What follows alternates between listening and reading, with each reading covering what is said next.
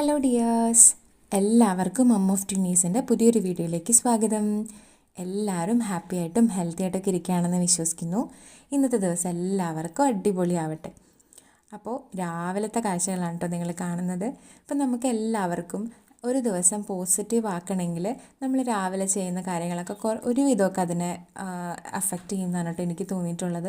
ഇപ്പോൾ എന്നെ സംബന്ധിച്ചിടത്തോളം രാവിലെ കുറച്ച് പോസിറ്റീവായിട്ട് ഇരിക്കണമെങ്കിൽ ഇത്തിരി നേരത്തെ എണീറ്റ് ഒന്ന് കുളിച്ച് വിളക്കൊക്കെ വെച്ച് ഇതുപോലെ സാമ്പ്രാണിയോ ചന്ദനത്തിരി എന്തെങ്കിലുമൊക്കെ വീട് മുഴുവൻ അങ്ങനെ കത്തിച്ച് ആ ഒരു സ്മെല്ലൊക്കെ നിൽക്കുമ്പം ആ ഒരു പോസിറ്റിവിറ്റി എനിക്കൊരു ഫുൾ ഡേ നിൽക്കുന്ന പോലെ തന്നെ ഫീൽ ചെയ്യാറുണ്ട് കേട്ടോ. അപ്പോൾ പലർക്കും അത് പല രീതിയിലായിരിക്കും.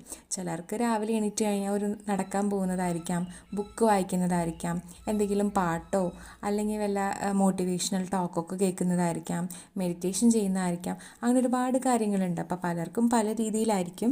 അപ്പോൾ ഏതാണ് എന്ത് ചെയ്താലാണ് നിങ്ങൾക്ക് ആ ഒരു പോസിറ്റിവിറ്റി കിട്ടുക എന്നുള്ളത് കണ്ടുപിടിച്ചിട്ട് മാക്സിമം രാവിലെ എണീക്കുമ്പം ഒരു 10-15 മിനിറ്റ് ആ ഒരു കാര്യത്തിന് വേണ്ടി മാറ്റി വയ്ക്കുക കേട്ടോ.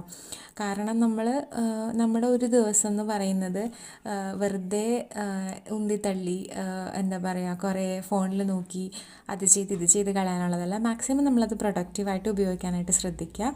അങ്ങനെ ഞാൻ പ്രൊഡക്റ്റീവായിട്ട് യൂസ് ചെയ്യാമെന്ന് പറഞ്ഞു കഴിഞ്ഞാൽ ഒരുപാട് സമയമെടുത്ത് ഒരുപാട് കാര്യങ്ങൾ ചെയ്യുക അങ്ങനെയല്ല കേട്ടോ ഉദ്ദേശിച്ചത്. ഇപ്പോൾ രാവിലെ എന്ന് പറഞ്ഞ സമയം വീട്ടമ്മമാരെ സംബന്ധിച്ചിടത്തോളം ഭയങ്കര ഇമ്പോർട്ടൻ്റ് ആണ്. കാരണം കുട്ടികൾക്കൊക്കെ സ്കൂൾ തുറന്നു, പിന്നെ വീട്ടിലുള്ള ബാക്കിയുള്ള ആൾക്കാർക്കാണെങ്കിലും ജോലിക്ക് പോകണം, ഫുഡ് റെഡിയാക്കണം, അങ്ങനത്തെ ഒരുപാട് കാര്യങ്ങളുണ്ട്. കാലത്ത് നല്ല തിരക്കായിരിക്കും. അപ്പോൾ ആ തിരക്കിൻ്റെ ഇടയിൽ പ്രൊഡക്റ്റീവായിട്ട് സമയം കണ്ടുപിടിക്കുക എന്നൊക്കെ പറഞ്ഞു കഴിഞ്ഞാൽ നിങ്ങൾ തന്നെ വിചാരിക്കുന്നുണ്ടാവും നടക്കാത്ത കാര്യമാണെന്ന്. ഞാൻ പറയുന്നത് 10-15 അരമണിക്കൂറൊന്നല്ല കേട്ടോ, വെറും ഒരു 5 മിനിറ്റെങ്കിലും. അതിപ്പോൾ എന്ത് കാര്യം ചെയ്യുമ്പോഴാണ് നമുക്ക് ആ ഒരു ഇത് കിട്ടുക. ചിലർക്ക് ഇപ്പോൾ പ്രാർത്ഥിച്ചാൽ ഭയങ്കര സന്തോഷം അല്ലെങ്കിൽ ഒരു പോസിറ്റിവിറ്റി ഒക്കെ കിട്ടും. അപ്പോൾ അതെന്താണെന്ന് വെച്ചാൽ അത് നിങ്ങൾ തന്നെ കണ്ടുപിടിച്ച് ഒരു 5 മിനിറ്റ്, 10 മിനിറ്റ് വേണ്ട, ഒരു 5 മിനിറ്റ് അതിന് വേണ്ടി കണ്ടെത്താനായിട്ട് ശ്രമിക്കുക കേട്ടോ. അങ്ങനെ നമ്മുടെ രാവിലത്തെ പലഹാരപ്പണിയാണ് കേട്ടോ ആദ്യം നോക്കുന്നത്. കാരണം അച്ഛന് ബ്രേക്ക്ഫാസ്റ്റ് കൊടുത്തയക്കണം. അച്ഛനൊരു 6:45 കഴിയുമ്പോഴത്തേക്കും ഇറങ്ങും. അപ്പോൾ അതിനകത്ത് ബ്രേക്ക്ഫാസ്റ്റ് ആക്കണം. അപ്പോൾ ഇഡ്ഡലിയാണ് കേട്ടോ. ഇഡ്ഡലിക്ക് മാവ് അരച്ച് വെച്ചിട്ടുണ്ടായിരുന്നു, നന്നായിട്ട് പുളിച്ച് പൊന്തി വന്നിട്ടുണ്ട്. അപ്പോൾ സാമ്പാറിനുള്ള പരിപ്പ് അടുപ്പത്തിട്ടുണ്ട് കേട്ടോ. അപ്പോൾ ഇഡ്ഡലിയുടെ കഥ പറയുകയാണെങ്കിൽ ഞാൻ ഒരു കാലത്ത് എന്തോരം ട്രൈ ചെയ്താലും ഇഡ്ഡലി പൊന്തി വരില്ലായിരുന്നു കേട്ടോ. പല വീഡിയോസ് കണ്ട് റിസർച്ച് ചെയ്തൊക്കെ ഞാൻ ആ ഒരു ഇടയ്ക്ക് പഠിക്കുന്ന ഇടയ്ക്ക് മിക്കവാറും ഇഡ്ഡലിക്ക് വെള്ളത്തിലിട്ട് പരീക്ഷണമായിരുന്നു കേട്ടോ. പക്ഷെ എന്ത് ചെയ്താൽ പൊന്തി വരില്ല. ഇഡ്ഡലിക്ക് വെള്ളത്തിലിട്ട് അരച്ച് വെച്ചതിൻ്റെ പിറ്റേ ദിവസം 5 മണിക്ക് ഞാൻ അടുക്കളയിലുണ്ടാവും. കാരണം ഞാൻ ആ ഒരു ചിന്തയായിട്ടായിരിക്കും കേട്ടോ ഉറങ്ങാൻ കിടക്കുക. ഇഡ്ഡലി മാവ് പൊന്തിയാവോ എന്ന്. അങ്ങനെ രാവിലെ നല്ല സന്തോഷത്തോടു കൂടി പൊന്തിയിട്ടുണ്ടാവും എന്നൊക്കെ വന്ന് നോക്കും. പക്ഷേ നിരാശയായിരിക്കും കേട്ടോ, ഫലം പൊന്തിയിട്ടുണ്ടാവില്ല. പക്ഷേ ഇപ്പോൾ കുറേ നാളായിട്ട് ചെയ്ത് ഇതുപോലെ നന്നായിട്ട് പൊന്തി വരുത്താനായിട്ട് പഠിച്ചു കേട്ടോ. അപ്പോൾ ഏതൊരു കാര്യം നമ്മൾ അങ്ങനെ തന്നെയാണ്, ചെയ്ത് തന്നെയാണ് അത് പഠിക്കുക. ഞാൻ മുമ്പും പറഞ്ഞിട്ടുണ്ട്, പൂരി ഉണ്ടാക്കുന്ന കേസും അങ്ങനെ തന്നെയായിരുന്നു. എനിക്ക് അവസാനം ഞാൻ മടുത്തു കേട്ടോ, പിന്നെ ഉണ്ടാക്കുകയില്ല എന്നുള്ള ആ ഒരു ലെവൽ വരെ എത്തി. പക്ഷെ പിന്നെ ട്രൈ ചെയ്ത് നോക്കിയപ്പോൾ സക്സസ് ആയി. ഇപ്പം എപ്പോൾ ഉണ്ടാക്കിയാലും പൂരി നന്നായിട്ട് പൊന്തി വരാറുണ്ട് കേട്ടോ. അപ്പോൾ അങ്ങനെ കുക്കിംഗ് അറിയില്ല അല്ലെങ്കിൽ ഞാൻ ചെയ്തിട്ട് ശരിയാവുന്നില്ല എന്ന് നിരാശപ്പെട്ടിരിക്കുന്ന ആൾക്കാരോട് എനിക്ക് പറയാനുള്ളത്, ഞാനും അങ്ങനെ തന്നെയാണ്. ചെയ്താണ് നമ്മളെല്ലാം പഠിക്കുക. ഇപ്പോൾ ഒരുവിധപ്പെട്ട എല്ലാ കറികൾ അത്യാവശ്യം തെറ്റില്ലാത്ത രീതിയിൽ ഉണ്ടാക്കാനും ഞാൻ പഠിച്ചു കേട്ടോ. അത് അമ്മ പോയതിന് ശേഷമാണ് അത് പ്രത്യേകം നോട്ട് ചെയ്തോളൂ. അപ്പോൾ ഇഡ്ഡലി അച്ഛനുള്ളത് മാത്രമാണ് കേട്ടോ ഇഡ്ഡലി ആക്കുന്നുള്ളൂ. ഞങ്ങൾക്ക് ദോശ ഉണ്ടാക്കാമെന്ന് വിചാരിച്ചു. എന്നിട്ട് ബാക്കിയുള്ള മാവ് ഞാൻ ഒരു പാത്രത്തിലാക്കി എടുത്ത് വയ്ക്കുകയാണ്. അങ്ങനെ എൻ്റെ ഡയലോഗ് അടിയുടെ ഇടയിൽ അച്ഛൻ കടയിലേക്ക് പോയി കേട്ടോ. പിന്നെ ഞാൻ അച്ഛൻ പോകുന്നതിൻ്റെ ആ ഒരു തിരക്കിൽ കുറേ വീഡിയോസൊന്നും എടുത്തില്ല. പിന്നെ ഈ രാവിലത്തെ കുക്കിങ്ങും കാര്യങ്ങളൊക്കെ തന്നെയല്ലോ, നിങ്ങൾക്കാണെങ്കിലും അറിയാലോ എന്തൊക്കെയായിരിക്കും കാലത്തെ തിരക്കുകളെന്ന്. അപ്പോൾ അത് കഴിഞ്ഞ് അച്ഛൻ പോയി കഴിഞ്ഞപ്പം അടുക്കള നല്ല അലങ്കോലമായിട്ടുണ്ടായിരുന്നു കേട്ടോ. കാരണം ധൃതി പിടിച്ച് 7 മണിയാകുമ്പോഴത്തേക്കും വിടണ്ടേ. അപ്പം ഞാൻ പെട്ടെന്ന് തന്നെ ഒന്ന് ക്ലീൻ. ഒരു good morning bunny, good morning. പാൽ കുടിക്കണ്ടേ? പാൽ കുടിച്ചണ്ടേ? അങ്ങനെ അടുക്കള ക്ലീനാക്കി പാത്രങ്ങളൊന്നും കഴുകിയില്ല കേട്ടോ. ഒരു ചായയൊക്കെ കുടിച്ച് കുറച്ച് നേരം റിലാക്സ് ആയിട്ട് ഇരുന്നിട്ട് ആ പാത്രമൊക്കെ കഴുകാറ്.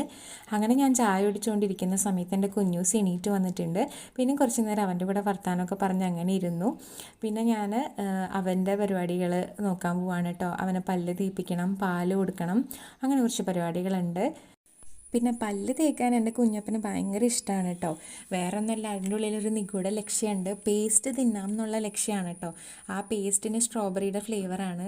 അപ്പോൾ അത് കാരണം കൊണ്ട് നല്ല രസമല്ലേ, കാലത്ത് തന്നെ പേസ്റ്റൊക്കെ തിന്ന് ആ ഒരു ലക്ഷ്യം കൂടി ഉണ്ട് പല്ല് തേക്കാനുള്ള ഉത്സാഹത്തിൻ്റെ പുറകിൽ. കുഞ്ഞമ്മണിക്ക് പക്ഷേ ആ ഒരു പേസ്റ്റ് ഇട്ട് പല്ല് തേക്കുമ്പോൾ അവൾക്ക് കാലത്ത് തന്നെ ഒരു ഓക്കാനമൊക്കെ വരും കേട്ടോ. കാരണം ആൾക്ക് അത്ര ഇഷ്ടമില്ല ആ ഒരു പേസ്റ്റിൻ്റെ ഫ്ലേവർ. ഞാനപ്പം പേസ്റ്റ് എടുക്കുന്നതെന്ന് പറഞ്ഞാൽ വളരെ ലൈറ്റായിട്ട്, ഒരു എന്താ പറയുക, നമ്മുടെ ഒരു നെല്ലില്ലേ, ഒരു നെല്ലിൻ്റെ അത്രയും ക്വാണ്ടിറ്റി എടുക്കാൻ പാടുള്ളൂ എന്നാണ് കേട്ടോ പിള്ളേർ ഡോക്ടർ പറഞ്ഞിട്ടുള്ളത്. അപ്പം നെല്ലിൻ്റെ അളവല്ല, എന്നാലൊരു ഇത്തിരി വളരെ കുറച്ച് മാത്രമാണ് ഞാൻ പേസ്റ്റ് എടുക്കാറുള്ളൂ. അതൊക്കെ കഴിഞ്ഞ് കാലത്തെ ചായ കുടിക്കലൊക്കെ കഴിഞ്ഞ് കഴിഞ്ഞപ്പോൾ ഇതാ നല്ല തകൃതിയായിട്ട് മഴ പെയ്യുന്നുണ്ട് കേട്ടോ. ഈ മഴക്കാലം എന്ന് പറഞ്ഞാൽ മഴക്കാലം സ്റ്റാർട്ട് ചെയ്തതിന് ശേഷം അങ്ങനെ മഴ വലിയ കാര്യമായിട്ടൊന്നും കിട്ടിയിട്ടില്ല കേട്ടോ. ഇപ്പോൾ ഇവിടെയൊക്കെ നല്ല വെയിലാണ്. അപ്പോൾ ഇന്നെന്തായാലും നല്ല മഴ ദിവസമാണ് കേട്ടോ. അപ്പോൾ മാളു ജോലിക്ക് പോയി. പിന്നെ ബേബീസിനും ഭക്ഷണമൊക്കെ കൊടുത്ത് കഴിഞ്ഞിട്ട് പിന്നെ ഞാൻ എന്താ വർക്ക് ചെയ്യാൻ വേണ്ടി പോവാണ് കേട്ടോ. അപ്പോൾ ടൈപ്പ് ചെയ്യാനുണ്ട് കുറച്ച് കാര്യങ്ങൾ. അപ്പോൾ അതിന് വേണ്ടിയിട്ട് ഇരിക്കുകയാണ്. അപ്പോൾ ഞാൻ ഇങ്ങനെ എനിക്ക് സ്വസ്ഥമായിട്ടും സമാധാനമായിട്ട് ഇരുന്ന് വർക്ക് ചെയ്യണം, അല്ലെങ്കിൽ എന്തെങ്കിലുമൊക്കെ ചെയ്യണം എന്നുണ്ടെങ്കിൽ ബേബീസിനെ രണ്ടുപേരും എൻഗേജ്ഡ് ആക്കി ഇരുത്തണം. അപ്പോൾ അവർക്ക് കളിക്കാൻ കുറച്ച് ടോയ്സൊക്കെ എടുത്ത് വെച്ച് കൊടുത്ത് കുറച്ച് നേരം അങ്ങനെ ഇരുന്നോളും. അപ്പോൾ എനിക്ക് കുറച്ച് ഗ്രോസറീസ് എല്ലാം തീർന്നിരിക്കുകയാണ്. അപ്പോൾ അതിൻ്റെയൊക്കെ ഒരു ലിസ്റ്റ് എഴുതി വെച്ചിട്ടുണ്ടായിരുന്നു. അപ്പോൾ അതിൽ ചിലത് ഇടയ്ക്ക് അച്ഛൻ വാങ്ങിയിട്ടുണ്ടായിരുന്നു. അപ്പോൾ വാങ്ങിക്കൊണ്ട് വന്നത് വെട്ടിക്കളഞ്ഞിട്ട് ഇനി വാങ്ങാനുള്ളതും കൂടി ആഡ് ചെയ്ത് ലിസ്റ്റ് ഉണ്ടാക്കിയിട്ട് കുറച്ച് നേരം ടൈപ്പ് ചെയ്യാനിരുന്നു. പിന്നെ സാമ്പാർ ഉണ്ടാക്കിയിട്ടുണ്ടായിരുന്നു. ഉപ്പേരിയും തോരനൊന്നും ഉണ്ടായിരുന്നില്ല. അപ്പോൾ ചീര അരിഞ്ഞ് വെച്ചിട്ടുണ്ടായിരുന്നു, അതെടുത്ത് കുറച്ച് തോരൻ വെച്ചു. പിന്നെ ബേബീസിന് വിശക്കുന്ന പോലെ തോന്നി എനിക്കൊരു 11:30 ആയപ്പോൾ. അപ്പോൾ ഞാൻ നോക്കിയപ്പോൾ കുറച്ച് ഉണക്കലരി ഇരിപ്പുണ്ടായിരുന്നു, അതും കുറച്ച് ചെറുപയർ പരിപ്പും കൂടി എടുത്തിട്ട് അതുപോലെ ഒരു പൊങ്കൽ എന്ന് പറയില്ലേ, തമിഴ്നാട്ടുകാരുടെ പൊങ്കൽ, നമ്മൾ ഉണക്കലരി വറ്റിച്ചത്, അത് തേങ്ങ ശർക്കരയൊക്കെ ഇട്ടിട്ട് അത് റെഡിയാക്കിയിട്ടുണ്ട്. അതവർക്ക് രണ്ടുപേർക്കും ഇഷ്ടമുണ്ട്. പിന്നെ നല്ല മഴയും ചൂട് പൊങ്കലൊക്കെ ആയിട്ട് നല്ല അടിപൊളിയായിട്ട് അതും കഴിഞ്ഞു. പിന്നെ ഉച്ചയ്ക്ക് ലഞ്ചൊക്കെ കഴിച്ച് കുറച്ച് നേരം റെസ്റ്റൊക്കെ എടുത്തു. വൈകുന്നേരം ആയപ്പോൾ എനിക്കൊരു കൊറിയർ ഉണ്ടായിരുന്നു കേട്ടോ. കൊറിയർ എന്ന് പറഞ്ഞാൽ ചോപ്പറാണ്. ഇപ്പം ഞാൻ ഈ അടുത്ത് ഒരുപാട് തവണയായി ചോപ്പർ മേടിക്കുന്നു. ഈ വലിക്കുന്ന ടൈപ്പ് ചോപ്പറാണ് കേട്ടോ. അപ്പോൾ അതെങ്ങനെ പോയാലും നമ്മൾ എത്ര സൂക്ഷിച്ച് ഉപയോഗിച്ചാലും കുറേ നാൾ കഴിയുമ്പോൾ അതിൻ്റെ ആ ഒരു വലിക്കുന്ന ആ ഒരു ത്രെഡ് ഉണ്ടല്ലോ, അത് പൊട്ടിപ്പോവാണ്. പിന്നെ അത് മാറ്റിയിടാനായിട്ട് പറ്റുന്നില്ല. അപ്പോൾ ഇത്തവണ എന്തായാലും അത് മാറ്റിയിട്ട് ഈ ഒരു ടൈപ്പ് ട്രൈ ചെയ്ത് നോക്കാമെന്ന് വിചാരിച്ചു കേട്ടോ. ഇപ്പോൾ ഞാൻ ഈ വോയിസ് കൊടുക്കുന്ന സമയം ബേബീസ് രണ്ടുപേരും എണീറ്റിട്ടില്ല കേട്ടോ. രാവിലെ അവർ ഉറങ്ങുന്ന സമയത്താണ് ഞാൻ ചെയ്യുന്നത്. അപ്പോൾ അതുകൊണ്ട് തന്നെ നിങ്ങൾക്ക് ബാക്ക്ഗ്രൗണ്ട് മ്യൂസിക്കായിട്ട് ചീവീട് കരയുന്നതും കോഴി കൂവുന്നതും കാക്ക കരയുന്നതും വേറെ കിളികളുടെയൊക്കെ ഒച്ച കേൾക്കാം. യാതൊരു നിവൃത്തിയില്ല കേട്ടോ. എവിടെ ചെന്നിരുന്നാലും ഈ വക ഡിസ്ട്രാക്ഷൻസ് എന്തായാലും ഉണ്ടാവും. അപ്പോൾ നിങ്ങൾക്ക് ആർക്കെങ്കിലുമൊക്കെ അതൊരു അരോചകമായി തോന്നുന്നുണ്ടെങ്കിൽ ഒന്ന് ക്ഷമിക്കുക. ഞാൻ ബാക്ക്ഗ്രൗണ്ട് മ്യൂസിക് അതിൻ്റെ ഇടയിൽ കയറ്റാം, അപ്പോൾ ഈ ചീവീട് കരയുന്നതൊന്നും അത്രയ്ക്ക് അങ്ങോട്ട് പ്രശ്നമാവില്ല എന്നൊക്കെ വിചാരിച്ച് ഞാൻ ട്രൈ ചെയ്ത് നോക്കി, പക്ഷെ പറ്റിയില്ല കേട്ടോ. അങ്ങനെ ഞാൻ ഒന്ന് നെയിൽ പോളിഷ് ഇട്ടായിരുന്നു കേട്ടോ. കുറേ നാളായിട്ട് മാറ്റി വയ്ക്കുന്നൊരു കാര്യമാണ് ഈ നെയിൽ പോളിഷ് ഇടൽ. അപ്പോൾ നെയിൽ പോളിഷ് എടുക്കാൻ ചെന്ന അലമാരി നോക്കിയപ്പോഴാണ് സകലമാന സാധനങ്ങളും വലിച്ചു വാരി കുത്തി മറിച്ച് കമത്തി ഇട്ടേക്കാണ്. അപ്പോൾ അതൊക്കെ എടുത്ത് കൊണ്ടുവന്ന് ഞാനൊന്ന് ക്ലീൻ ചെയ്യാനായിട്ട് പോവാണ് കേട്ടോ. കാരണം കുറേ ദിവസമായി വിചാരിക്കുന്നു. അപ്പം ഇന്നെന്തായാലും മാറ്റി വെക്കാണ്ട് ഉറപ്പായിട്ടും ചെയ്യണം എന്നുള്ള ആ ഒരൊറ്റ സെക്കൻഡ് തീരുമാനം എടുത്ത് അപ്പം തന്നെ ഒക്കെ വലിച്ചു വാരി ഞാൻ മേശയിൽ കൊണ്ടിട്ടു. അപ്പോൾ ഇതെൻ്റെ കല്യാണത്തിൻ്റെ ജുംക്കയാണ് കേട്ടോ. അതിന് മുമ്പ് കാണിച്ചത് എൻഗേജ്മെൻറ്റിന് ഞാൻ ഇട്ടിട്ടുള്ള ചോക്കറായിരുന്നു. അപ്പോൾ അതൊക്കെ കണ്ടപ്പോൾ ഞാനിങ്ങനെ ആ ഒരു കാലമൊക്കെ ഒന്ന് ഓർത്ത് പോയി. പിന്നെ ഞാൻ സാധനങ്ങളൊക്കെ തിരിക്കുകയാണ്. ഓരോ ചെപ്പുകൾ എടുത്തിട്ട് സ്ലൈഡ്, ക്ലിപ്പ്, കുഞ്ഞമ്മണിയുടെ വള, മാല, അങ്ങനെയെല്ലാം ഓരോ ഇതനുസരിച്ച് സോർട്ട് ചെയ്ത് വെച്ചിട്ടുണ്ട്. ആവശ്യമില്ലാത്ത സാധനങ്ങളൊക്കെ അതിൻ്റെ ഇടയിൽ നിന്ന് എടുത്ത് മാറ്റുന്നുണ്ട് കേട്ടോ. അങ്ങനെ എല്ലാം ഒരു വിധം വൃത്തിയായിട്ട് അടക്കി ഒതുക്കി പറക്കി വെച്ചിട്ടുണ്ട് കേട്ടോ. അങ്ങനെ ആ ക്ലീനിങ് കഴിഞ്ഞിട്ട് അതിൻ്റെ ബാലൻസ് വന്ന സാധനങ്ങളൊക്കെ മേശമൊക്കെ എടുക്കായിരുന്നു. അപ്പോൾ ആവശ്യമില്ലാത്തൊക്കെ എടുത്ത് കളഞ്ഞ് മേശയ്ക്കൊന്ന് തുടച്ച് ക്ലീൻ ആക്കിയിടാണ്. അപ്പം ബേബീസ് രണ്ടുപേരും ഉറങ്ങുന്ന നേരത്താണ് കേട്ടോ ഞാൻ ഇതൊക്കെ ചെയ്തത്. ഇല്ലയെന്നുണ്ടെങ്കിൽ ഒരു സാധനം പോലും എനിക്ക് ഒതുക്കി വെക്കാൻ കിട്ടില്ല, ഒക്കെ അവരെടുത്തുകൊണ്ട് പോയേനെ. അങ്ങനെ ഇതൊക്കെ ചെയ്ത് ഞാൻ കംപ്ലീറ്റ് ചെയ്തപ്പോഴത്തേക്കും ഓരോരുത്തരായിട്ട് എണീക്കാൻ തുടങ്ങി. പിന്നെ അവർക്ക് പാലൊക്കെ കൊടുത്തു. പിന്നെ മാളു ഓഫീസിൽ നിന്ന് വന്നു കഴിഞ്ഞപ്പോൾ ഞങ്ങൾ ഗ്രോസറി വാങ്ങാനായിട്ട് കടയിലേക്ക് പോവാണ് കേട്ടോ. അപ്പോൾ ഒന്നുമില്ല, എല്ലാം തീർന്നിരിക്കുകയായിരുന്നു. അപ്പോൾ എല്ലാം വാങ്ങാനായിട്ട് ലിസ്റ്റൊക്കെ ആയിട്ടാണ് പോയത്.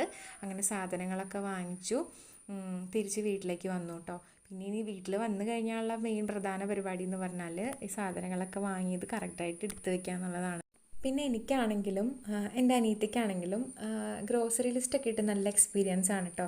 കാരണം ഞങ്ങൾ പഠിക്കുന്ന സമയത്ത് മാറിയിട്ടാണ് ലിസ്റ്റ് ഇടാറ്. അമ്മ ഓരോ ഐറ്റംസ് ഇങ്ങനെ പറയും, ഞങ്ങൾ ലിസ്റ്റ് എഴുതി കൊടുക്കും. എന്നിട്ട് ക്ലാസ് കഴിഞ്ഞ് വരുമ്പോൾ ലിസ്റ്റും കൊണ്ട് ഞാനും ആളും കൂടിയും പോവും. എന്നിട്ട് സാധനങ്ങളായിട്ട് അമ്മയുടെ ഒപ്പം ഒരുമിച്ച് വാങ്ങിച്ച് തിരിച്ചു വരും. പിന്നെ അമ്മ തനിയായിട്ടോ വാങ്ങുന്നത്. പിന്നെ ഇപ്പോൾ അമ്മ ഇല്ലാത്തപ്പോൾ ഇപ്പോൾ ഞാനും മാളും കൂടിയിട്ടാണ് പോവുക. ഇനി കുറച്ചും കൂടി കഴിഞ്ഞാൽ ഞാൻ തനിയെ പോയി വാങ്ങേണ്ടി വരും കേട്ടോ. അതാലോചിക്കുമ്പോൾ ചെറിയ വിഷമമൊക്കെ ഉണ്ട്, എന്നാലും സാരമില്ല. അപ്പോൾ എന്തൊക്കെയാണ് സാധനങ്ങൾ വാങ്ങിച്ചതെന്നുള്ളത് ഞാൻ നിങ്ങൾക്ക് കാണിച്ചു തരാം. അപ്പോൾ അതിൻ്റെ ഇടയിൽ കൂടെ ചെറിയൊരു കാര്യം കൂടി ഞാൻ പറയാം. കുറച്ച് നാൾ മുമ്പ് എൻ്റെ ലൈഫിൽ നടന്നൊരു ഇൻസിഡൻ്റാണ്. ഇൻസിഡൻ്റ് ഒന്നും ഞാൻ എന്താണെന്ന് പറയുന്നില്ല, പക്ഷെ അതിൽ നിന്ന് ഞാനൊരു ലെസൺ പഠിച്ചു. ആ ഒരു പാഠം നിങ്ങൾക്ക് പറഞ്ഞുതരാം. കാരണം നിങ്ങളും പലരും ചിലപ്പോൾ ഇതേ സിറ്റുവേഷനിലൂടെ കടന്നു പോകുന്ന ആൾക്കാരുണ്ടാവും. അതുകൊണ്ട് ആ ലെസൺ എന്താണെന്ന് ഞാൻ പറഞ്ഞുതരാം.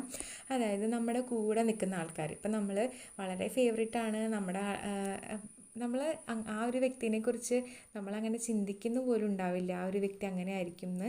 നമ്മൾ അത്രയും വിശ്വാസവും നമുക്ക് അത്ര സ്നേഹമുള്ള ഒരു വ്യക്തിയാണെന്ന് വിചാരിക്കുക.